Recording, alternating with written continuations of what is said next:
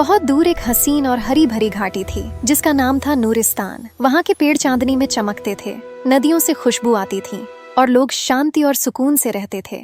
नूरिस्तान की सबसे खास बात यह थी कि वहाँ झूठ बोलना एक बद्दुआ माना जाता था। नूरिस्तान के राजा शहजाद नूरुद्दीन बहुत नेक, न्यायप्रिय और सच्चे दिल के इंसान थे।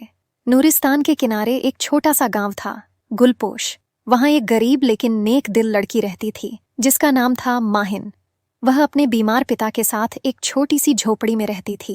उसकी माँ बहुत पहले गुजर चुकी थी। माहिन दिन रात मेहनत करती, लोगों के कपड़े धोती और अपने पिता की दवा के लिए पैसे जमा करती। लेकिन सबसे बड़ी बात, वह कभी झूठ नहीं बोलती थी।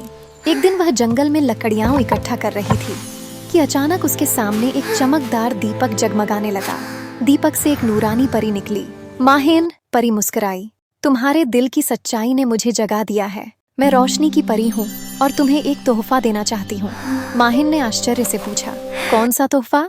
परी ने कहा, यह सच का दीपक। जब तुम किसी मुश्किल में पड़ोगी, यह तुम्हें सच्चाई का रास्ता दिखाएगा। लेकिन याद रखना, अगर तुमने कभी झूठ बोला तो यह दीपक हमेशा के लिए बुझ जाएगा। माहिन ने आदर से दीपक लिया और वादा किया कि वह हमेशा सच्चाई का साथ देगी। कुछ दिनों बाद नूरिस्तान में एक बड़ी मुसीबत आ गई। राजा का कीमती नीलम का ताज चोरी हो गया। महल में हड़कंप मच गया। राजा ने घोषणा की, जो भी मेरा ताज ढूंढ लाएगा उसे इनाम और सम्मान मिलेगा। माहिन ने सोचा शायद सच का दीपक उसकी मदद कर सके। वह महल पहुंची और राजा से मिलने की अनुमति मांगी। लोग हंसने लगे, एक गरीब लड़की ताज ढूंढेगी? लेकिन राजा बोले, अगर नीयत सच्ची हो तो दरवाजे खुद खुल जाते हैं। माहिन ने महल में जगह जगह दीपक जलाया। अचानक दीपक एक जगह तेज चमकने लगा, प्रधानमंत्री जरहान के कमरे के सामने। माहिन ने झूठ न बोलते हुए राजा को सब सच बताया। राजा ने आदेश दिया कि जरहान के कमरे की तलाशी ली जाए। जब संदूक खोला गया तो उसमें सचमुच नीलम का ताज मिला। सब हैरान रह गए। राजा ने कहा, माहिन, तुम सच्चाई की मिसाल हो। आज से तुम नूरिस्तान की सच की रक्षक कहलाओगी। लेकिन कहानी यहीं खत्म नहीं हुई। जरहान का भाई कालीद बदले की आग में जल उठा। उसने एक जादूगरनी जहरा को बुलाया। जहरा बोली, मैं ऐसा जादू करूंगी कि माहिन खुद झूठ बोलने पर मजबूर हो जाएगी। एक रात जहरा एक बूढ़ी औरत का रूप लेकर माहिन के सामने आई। बेटी, उसने कहा, मेरा बेटा जेल में है। क्या तुम राजा से कह सकती हो कि वह निर्दोष है? माहिन ने पूछा, क्या वह सच में निर्दोष है? जहरा बोली, हाँ हाँ, बिल्कुल निर्दोष। माहिन ने राजा से कहा, महाराज, एक बूढ़ी औरत कहती है कि उसका बेटा निर्दोष है। जांच हुई तो पता चला कि वह व्यक्ति वास्तव में चोर था। राजा बोले, माहिन, क्या तुमने झूठ बोला? दीपक की रोशनी मद्धम पड़ने लगी। माहिन रो पड़ी, मैंने झूठ नहीं बोला, मुझे धोखा दिया गया।